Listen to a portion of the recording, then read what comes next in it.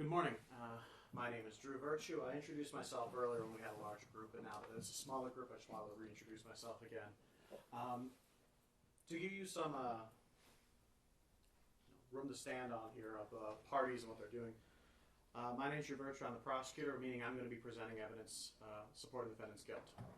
Defense counsel will be representing their client. We'll have the clerk here, whose job it is to create a complete record of this case, both for the recording as well as writing things down when need be. The court officers who are up and about are here to make sure that we're safe, as well as help people kind of figure out where they need to go. The judge's job is to, kind of clunky term from law school, be the master of the law. And that leaves you guys, which an equally clunky term for the jury is the master of the facts. It's the idea that it's your job, it's your exclusive job, your special job, to determine the facts at stake that we're talking about, what actually happened. And this is concerning about what happened on December 2nd of 2025. Now, you're going to have an opportunity to hear from some witnesses. You're going to have an opportunity to hear from Miss Mila Adams. She'll tell you about her career as a private chef. She'll tell you how she came to know the defendant, about how she came to be working as a chef for him. She'll tell you about her experience working for Mr. Diggs. I expect she'll tell you about a disagreement she had with some members of his staff.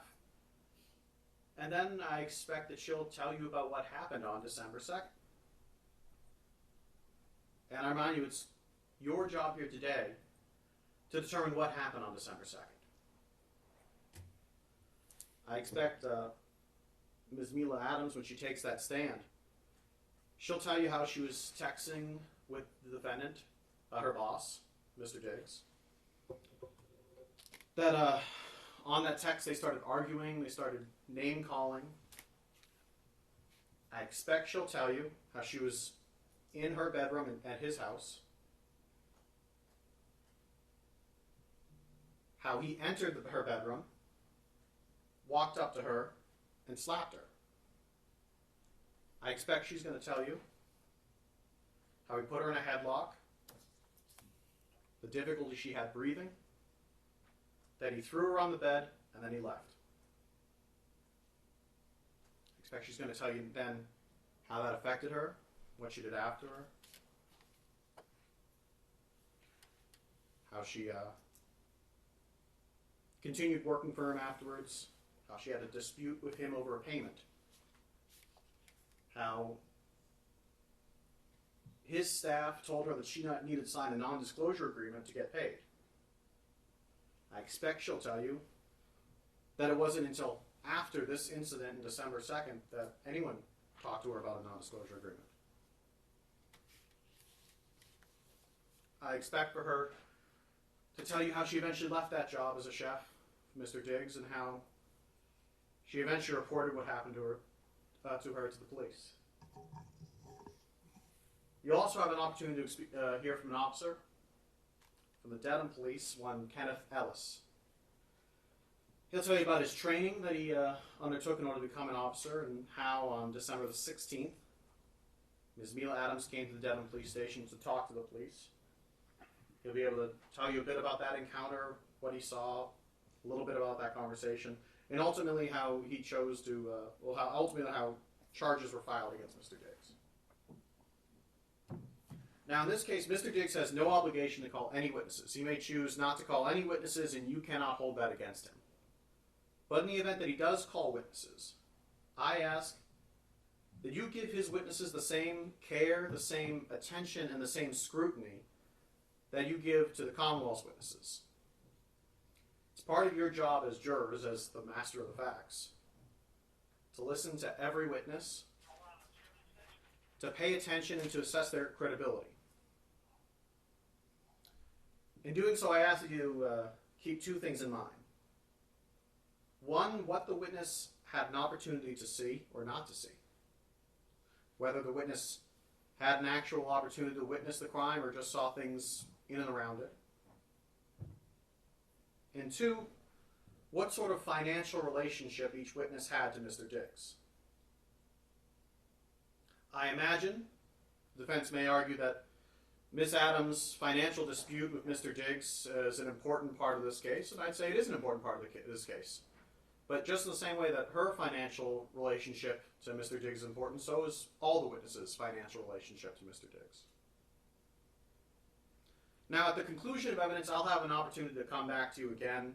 During that time, closing arguments, I'll ask you to come to a decision based on the evidence you heard. But right now, what I'm asking you is to not come to any decisions. Right now, your main job is to listen. It's to pay attention, to give every bit of evidence the attention and the scrutiny it deserves. And when I say every bit of evidence, I do mean every bit of evidence, because in cases like this, every bit of evidence is important. Thank you. Counsel, do you care to open? Thank you, Your Honor. Good afternoon, again, ladies and gentlemen. The assault the Commonwealth just described in their opening statement in only a few sentences. It never happened. Did not happen. There was no strangulation. There was no assault. There was no incident on December 2nd or any other day.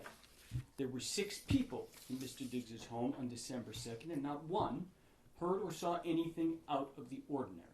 The Commonwealth has no physical evidence. There are no medical records. There are no photos or videos showing any injuries. There are videos showing no injuries at all. Pay attention to where those came from. On December 16th, as the Commonwealth just said, Ms. Adams went to the police, and you will learn that after that, on the very day the complaint issued in this case, December 29th, demands for money from Mr. Diggs began coming from Ms. Adams' agents. Starting the end of December on the 29th with over $19,000, and the most recent being a sum for quite a bit more. My name, again, is Andrew Kettlewell, and with my partner, Ms. Silva, we represent Stefon Diggs, who I'm actually going to ask to stand up for a moment. Mr. Diggs is a 33-year-old professional football player and businessman. He played for the New England Patriots last year. He's from Maryland. He's joined here with his mother. Thank you. You're going to learn, ladies and gentlemen, that December 2nd, 2025 was a day like any other for Stefon Diggs. He was in a good mood. The Patriots had played the night before. They'd won. He played well. He was going to head into work on December 2nd, just like any other day after a game, for treatment, film review, team meetings. And that night, on December 2nd, 2025, he and his closest friends were scheduled to fly to Miami, Florida. That was for the 1 week off he had during the season, the 1 week of vacation. It's called a bye week. During that day, after he went to work, friends began arriving at his house, folks who were also joining him on the trip to Miami. There were other people in his house. One of those people who I expect you're going to hear from is his assistant, Janelle Salas. You'll hear people refer to her as Sonny. You're going to hear from Miss Salas that for the entire afternoon, she was in Mr. Diggs' home in Dedham on Schoolmaster Street, sitting in the kind of main area, living room, kitchen area, watching people come and go. And she was getting things ready for the trip that night. Miss Adams, you're going to hear, was also in that house. She lived and worked in that house as Mr. Diggs' chef for the regular season. And that was from July 2025 to December 2025. That morning, Miss Adams was not happy. Instead, she was quietly seething about being left off that trip to Miami. I mentioned they were going to Miami that night and that Mr. Diggs is a businessman. In Miami, you're going to hear that there was an art show where a furniture line he collaborated with a person on was being displayed. But also in Miami, you're going to hear that Mr. Diggs had a birthday party. He had just turned 33, and that there was a week's worth of fun. And Miss Adams initially was expected to be on the trip, but she had been left off. And she'd been left off because she'd spent the previous several days feuding with that business partner from the furniture line who was in Miami. And that person's name is Lindsay. I'm going to get back to that in one moment. But why was Miss Adams so frustrated that morning? Why was she so upset about Mr. Diggs taking Miss Lindsay's side in a feud over hers? It's because Miss Adams wasn't just a chef. She had known Mr. Diggs for years previous to ever working for him. They had been friends, and at times they'd been friends with benefits. That relationship had led to Miss Adams getting the job to cook for Mr. Diggs. She got to live in the house. She went to games. She sat with the owners of an NFL team, went to parties. She was paid $2,000 a week in reimbursement for what she claimed she spent on groceries. And she had plenty of opportunity to talk to Mr. Diggs about trying to get him to invest in her to open her dream restaurant. As that season wore on, her place in Mr. Diggs' circle began to slip. And things came to a head in late November when that issue that I just mentioned, the feud between her and this person named Lindsay, popped up. That feud, it's about an anonymous blog post that was posted on the internet. Lindsay said that Miss Adams posted it. Miss Adams said Lindsay was the problem. The blog, the drama, all of that, it's not important to this case. What is important is that by December 2nd, 2025, Miss Adams was furious. She was upset about being left off the trip. She was upset about Mr. Diggs taking Lindsay's side over her in that argument. And so while he was at work, she was at the house. And you will see the text messages, I expect, that she sent to him that morning. You'll see her frustration boiled over. A quick word about those text messages. I expect you're going to see most, if not all, of these messages. And there's some language in there that is not typically courtroom appropriate. There's cursing, there's slang. The one thing I ask of you is that you don't let the way that the messages, the two parties in the messages communicated with one another, interfere with your ability to understand the content and to understand their importance. Because you're going to see what that exchange was about. You're going to see it was about this dispute, about Miss Adams being left off the Miami trip, and about Mr. Diggs picking somebody else's side over her. And you're going to hear why that's important. Because as I said, Miss Adams went to the Dedham Police Department on December 16th. And she made her report.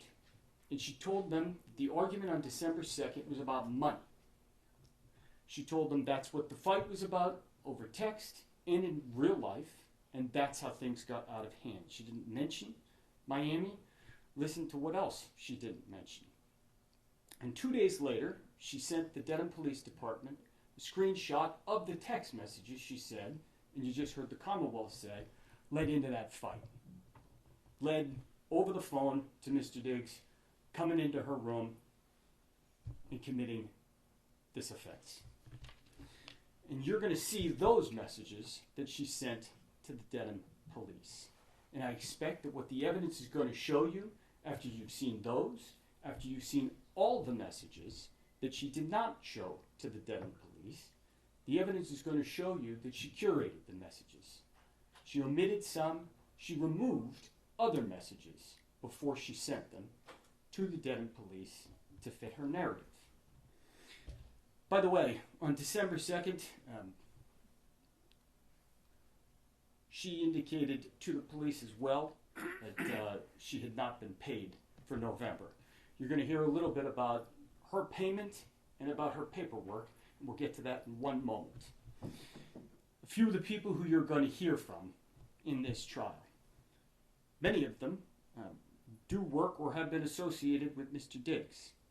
Sonny, his assistant, is one of the witnesses you're going to hear from. I indicated to you she was inside the home that day, sitting in the living room, watching people come and go, doing her job like normal. She personally spoke to Miss Adams throughout that day, and she'll tell you what she observed.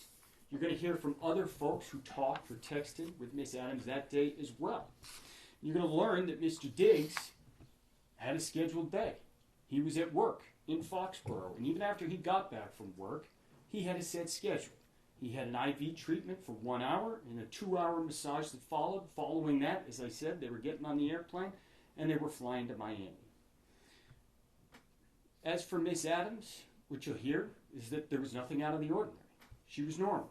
She cooked dinner for Mr. Diggs on December 2nd. She chatted on the phone and spent the afternoon and early evening in the house, and that night she flew to New York City to spend her week off with friends. Now, I've said normal a few times already in this case. Let me pause and tell you what normal was like in the Diggs house. Mr. Diggs is a highly regarded professional athlete. He owns a clothing line, a furniture line that I've already mentioned, and other businesses. And he's a public figure. He has a coterie of family, friends, and staff around him at all times. Good professional athletes are paid very well in this country, and Mr. Diggs is very good at his job. He has the means to support his friends, family, and staff, and he takes good care of his people. You're going to hear that on December 2nd, he was taking his entire entourage on an airplane down to Miami and putting them up for a week's worth of events and parties, and that wasn't even out of the ordinary. So normal in the Mr. Diggs house is a little bit different from normal in your house or mine. But just like any other person in this country, rich or poor, Mr. Diggs sits here an innocent man. And any preconceptions or feelings you have about athletes, wealth, or anything else, you have to put aside and not let interfere with the oath you just took as jurors. So we've talked about December 2nd because that's the day Miss Adams claimed this incident occurred. You're going to hear about other days as well.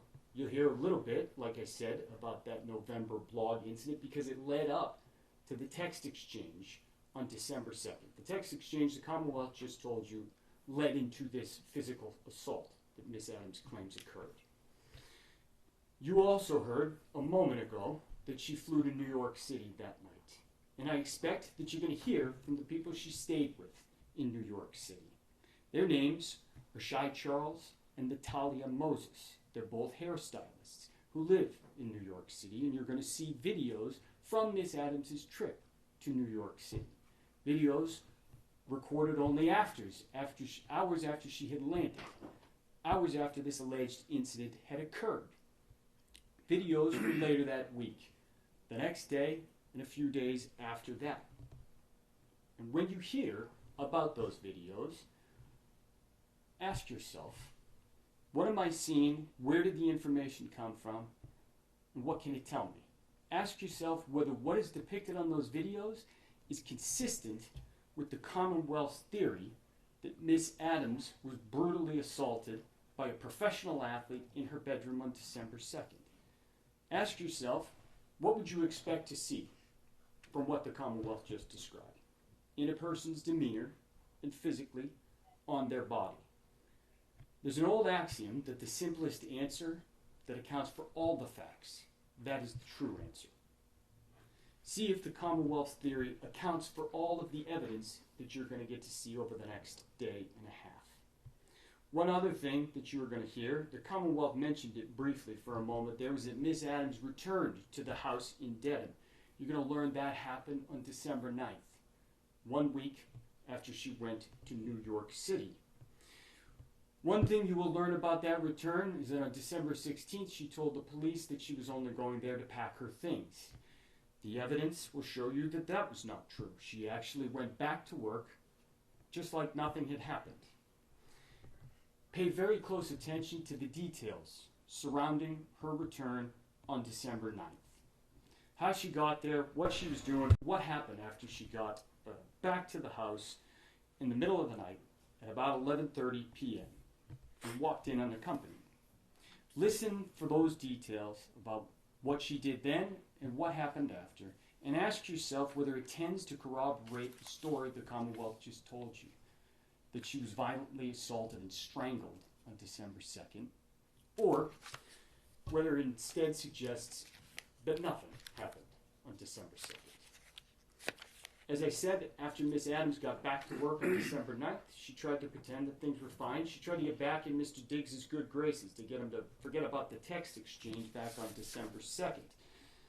But the damage, the argument they had on December 2nd was done, and she couldn't get back into his good graces. And even worse, she was now coming back and going to have to comply with the same rules that applied to everybody else. The Commonwealth already mentioned one of those. You're going to hear from Melissa Goddard, one of Mr. Diggs' bookkeepers who came up from Florida. She's going to tell you that she took over responsibility for Miss Adams' payment that fall, and that she found, because Miss Adams had had this previous relationship with Mr. Diggs, that she had never been onboarded as a normal contractor. She had never filled out any normal paperwork. And she told the assistant Sonny and Miss Adams that they needed to follow the normal procedures. Miss Adams needed to sign proper paperwork, including signing an NDA just like anybody else. And she needed to submit actual receipts for reimbursements, just like everybody else. And you're going to see that Miss Adams ignored those requests until she couldn't anymore. And that happened around December 13th. On December 13th, you're going to learn Miss Adams got an email about that paperwork, and she got upset. She got mad again, and there was another barrage of angry text messages to Mr. Diggs. And this time, she wound up getting herself fired for good. I expect that you're going to end up seeing those messages as well. Messages the police weren't told about, because the police weren't told she went back to work after December 9th. This time, some of those messages actually were about money, but also still the same Lindsay blog post issue of Mr. Diggs picking someone over her. The end of this exchange on December 13th was more specific than December 2nd. Mr. Diggs sent $2,000 via Apple Pay that Ms. Adams claimed she owed and told her she did not need to worry about cooking for him anymore. She was out, and this time she knew there was no getting back in. And listen to what happened when you hear the evidence after that, after December 13th. 3 days later, as you've already heard, Miss Adams went to the police. She didn't tell them about December 13th or that she'd been fired. Instead, she told them a made-up story. She was furious, and she wanted Mr. Diggs to pay in every sense of that word. And what you will hear is that her demands for money, as I said, began on December 29th, the same day the criminal complaint issued in this case. You will also hear that as this case has gone on and public pressure has grown, that number has only gone up. And I will let her tell you what number she is now demanding from Mr. Diggs. Ladies and gentlemen, Mr. Diggs sits here an innocent man. That's the beauty of the American justice system. You heard a little bit about the way trial works. You heard that the burden is entirely on the Commonwealth to prove its case. Their burden, proof beyond a reasonable doubt, that's the highest burden in our system. And as Mr. Virtue mentioned, Mr. Diggs has no burden whatsoever. One thing Mr. Virtue and I agree on: be skeptical with every witness. And financial incentives certainly do play a role in this case. We will call witnesses.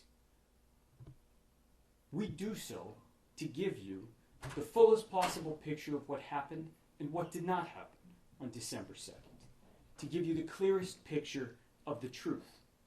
But that does not mean that we have to prove a single thing. The Commonwealth bears the burden, and the burden never shifts. That's how our system works. That's the beauty of it. That when an innocent person like Mr. Diggs is charged with a crime they didn't commit, what can they do? They can do this. They look the Commonwealth right in the eye and they say, "Prove it." And that's exactly what Mr. Diggs has done. That's why you are here, ladies and gentlemen. That's what a trial is. Mr. Diggs has chosen to place his fate in your hands. You, ladies and gentlemen, are the most important part of our system. I thank you, and Mr. Diggs thanks you for being here and for your service. You are the only people who can and who must hold the government to its burden. And the way you do that, it's not fancy. It's by using your common sense, your life experience, tools you use every day of your life to weigh credibility and to make decisions. And our system depends on that. You are the judges of credibility. And so I ask that you listen carefully, that you keep your full attention while you're here, and that you remember that the simplest answer that accounts for all the facts is the true answer. One of the worst things that a person can go through is to be charged with a crime that they didn't commit, especially in a situation like this one. where the charge hinges entirely on the word of a single person, and that person has millions of reasons to lie. So let's have a trial. And at the end of it, at the end of all the evidence, after you have heard it, I'm going to have the opportunity to come back and discuss the evidence as well. And at that time, I'm going to ask you to deliver what I expect will be the only true and just verdict in this case. And I can tell you right now that that will be to find Stefon Diggs not guilty. Thank you. Thank you, counsel.